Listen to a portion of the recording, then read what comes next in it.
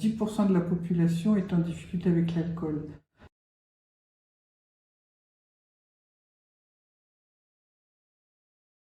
« 2% de la population qui est vraiment dépendante, c'est-à-dire qui a perdu la liberté, qui doit boire, elle a perdu le contrôle du produit, et puis donc le reste, ce sont des usagers excessifs.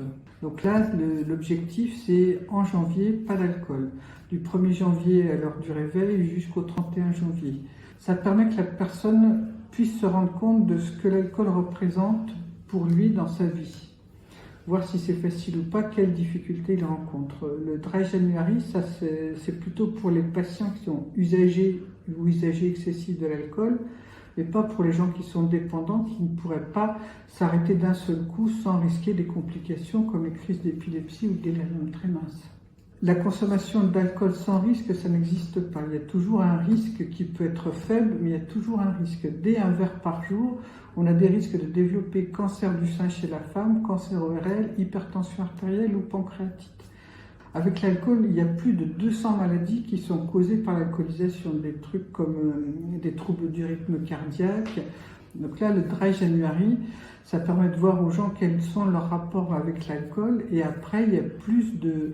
Dans l'année, ça se passe mieux. Il y a moins d'alcoolisation, moins de verres consommés de façon générale.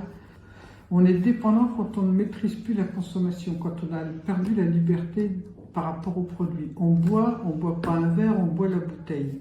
Voilà, donc les doses de faible risque, c'est pas les doses à risque zéro. Les doses de faible risque, c'est moins de 10 verres par semaine, moins de 2 verres par jour et au moins un jour par semaine sans alcool.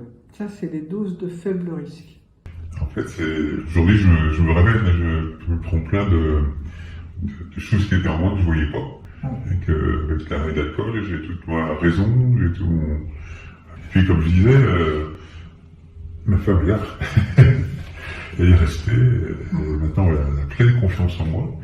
Et là, je prends la voiture sans elle, je pourrais très bien... Bon, la confiance, elle voit que maintenant, c'est au jour que j'écris ce qu'il en est de la veille. Ouais. J'ai eu une grosse envie ces dernières semaines. J'avais plein de petits symptômes qui n'allaient pas. Et tout ça, en fait, avec le docteur Martin, je lui ai évoqué, il m'a dit, bah, ça c'est un syndrome de Parkinson. Donc on va tout de suite traiter, là tout de suite, voir comment ça se comporte avec les médicaments. Je me suis fait peur, parce que Parkinson, ça fait des choses qui font peur. Et je me suis dit, je vais lâcher une bouteille d'alcool. Et j'ai pas fait. Je suis passé dans le magasin, je me suis dit, mais non, t'es crétin, voilà, fais autre chose, prends tes médicaments, tu vas bien voir ce qui se passe.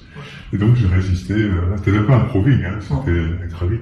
C'était la récompense après, mais c'est pas possible.